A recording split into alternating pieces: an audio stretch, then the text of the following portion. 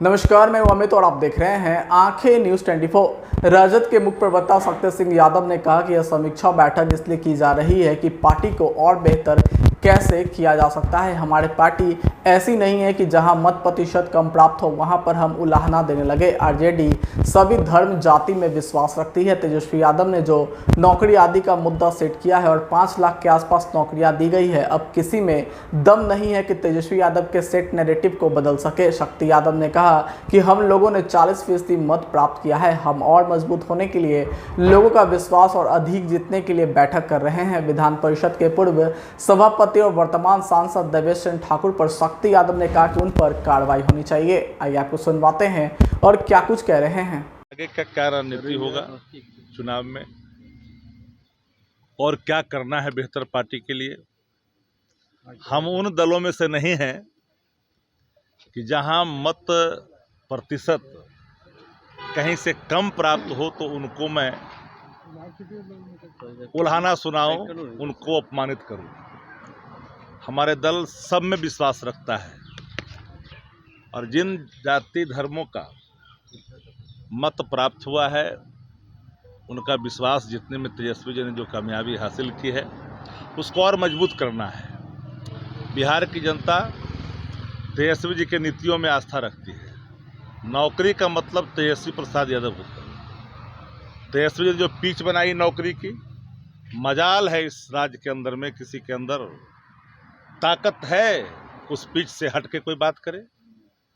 3.5 लाख से ऊपर नौकरियां दी गई, 5 लाख के आसपास, और प्रक्रियाधीन था, उसको भी करना है। विभागवार जो नौकरियों को चिन्हित किया गया था, रिक्त स्थानों को, उस पर काम करने के लिए रोड मैप तैयार किए थे। उन्हीं के रोड मैप पर आगे बढ़ना है। अब दम नहीं है किसी में कि जो नैरेटिव तेजस्वी जी ने यहाँ सेट किया युवा के हित में, बिहार के हित में, उससे कोई अलग बात करने की साहस भी दिखाए। आप लोग को उम्मीद से बहुत कम सीटें आई, इसकी क्या वजह? हम 40% मत प्राप्त तेजस्वी जी के नेतृत्व में एनडीए ने बिहार में किया है। हम एक लंबी छलांग लगाए हैं। देश और दुनिया में कई तरह की चर्चाएं चल रही है चुनाव परिणाम को लेकर के। हम उस दिशा में नहीं जाना चाहते। हम और सशक्त मजबूत होने के लिए हम जनविश्वास को और मजबूत करेंगे, लोगों के विश्वास को और जीतेंगे। हम लोग उन लोगों में से नहीं न हैं कि वोटवा लेके कह दे कि हमको मत दिया है, हमको काम नहीं करेंगे। 2 पिछड़ी जातियां, एक धर्म विशेष, अत्यंत पिछड़े वर्ग के लोगों को जिस तरह से अपमानित किया गया, एक सांसद के द्वारा शपथ लेने के पहले ही शपथ तोड़ दिया गया, तो कार्रवाई होनी चाहिए। योग्य है कि नहीं है जी? नीट मामले में तेजस्वी यादव का उनका नाम आ रहा है, क्या कहिएगा? प्रीतम यादव का नाम आ रहा है। सवाल ये उठता है कि नीट से प्रश्न पत्र लीक कैसे हुआ। सवाल ये उठता है कि इस पूरे मामले में कल्प्रिट कौन है। देश के शिक्षा मंत्री ने कहा कि कोई गड़बड़ी नहीं है। विपक्ष ने और युवाओं ने, विद्यार्थियों ने जब परत दर परत चीज़ों को खोला, तब केंद्र की सरकार ने उसे स्वीकारना शुरू किया, शिक्षा मंत्री ने स्वीकारना शुरू किया। कौन व्यक्ति किसके नाम पर रिकमेंडेशन करा करके कौन किसके जगह पर जाकर के टिकता है, हम ही आप यहाँ आए हैं, गलत काम करेंगे तो कानून अपना काम करेगा। लेकिन जिनका आप नाम ले रहे हैं, जिस इंजीनियर का नाम आ रहा है, वो इंजीनियर को कौन लाया था, किसके समय में आया था दूसरे डिपार्टमेंट में? जरा बताइए कि सरकार किसकी थी?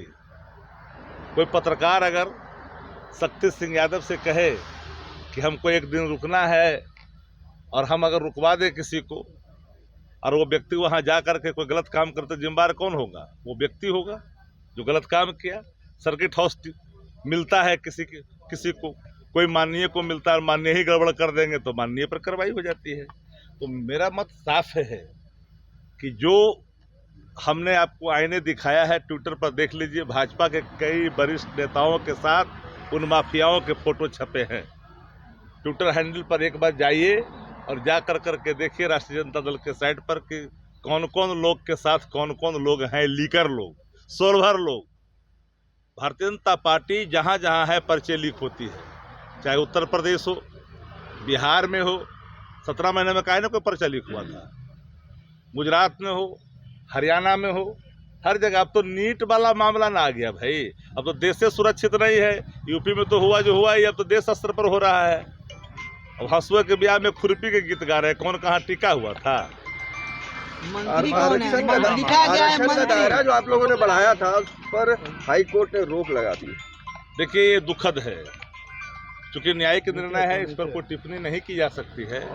पर ये आरक्षण का दायरा गरीब हित में था, उन वर्गों के हित में था जो शैक्षणिक रूप से, आर्थिक रूप से, सामाजिक रूप से कमजोर थे।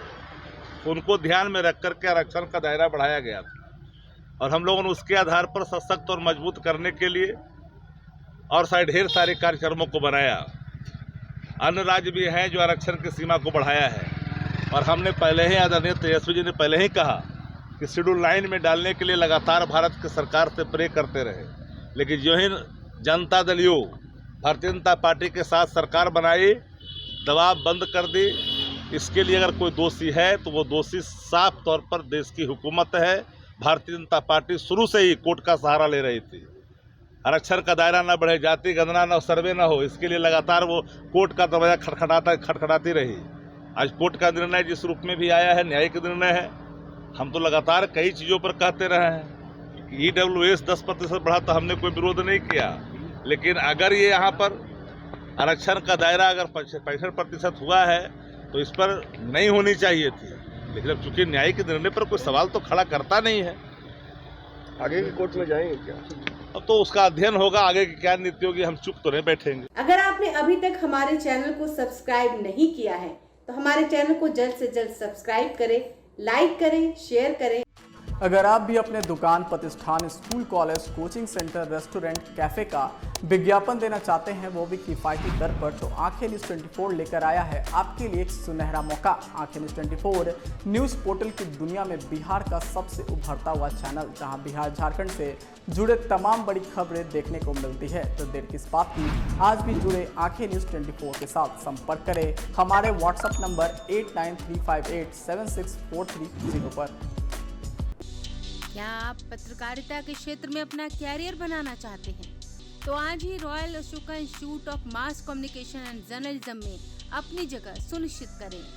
आर्यभट्ट ज्ञान विश्वविद्यालय पटना से मान्यता प्राप्त 100% प्लेसमेंट के साथ royal Ashoka institute of mass communication and journalism नामांकन जारी है।